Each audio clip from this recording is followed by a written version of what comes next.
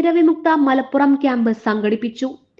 തിമിരവിമുക്ത മലപ്പുറം ജില്ല എന്ന ലക്ഷ്യത്തോടെ പെരിന്തൽമണ്ണ ടൗൺ, പുലാമന്തോൾ എന്നീ ലയൺസ് ക്ലബ്ബുകൾ അഹല്യ കണ്ണാശുപത്രിയുമായും പെരിന്തൽമണ്ണ മുനിസിപ്പാലിറ്റിയുമായും സഹകരിച്ച് നേത്ര പരിശോധനാ ക്യാമ്പ് നടത്തി.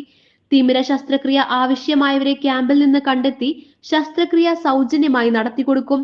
മുൻകൂട്ടി അറിയുന്നതനുസരിച്ച് സൗജന്യമായി കൊണ്ടുപോയി സർജറി കഴിഞ്ഞ് തിരിച്ചു കൊണ്ടുവരുന്നതാണ്. പെരിന്തൽമണ്ണ മുനിസിപ്പൽ കോൺഫറൻസ് ഹാളിൽ വെച്ച് നടന്ന ക്യാമ്പ് ചെയർപേഴ്സൺ പച്ചീരി സുരയ്യ ഫാറൂഖ് ഉദ്ഘാടനം ചെയ്തു.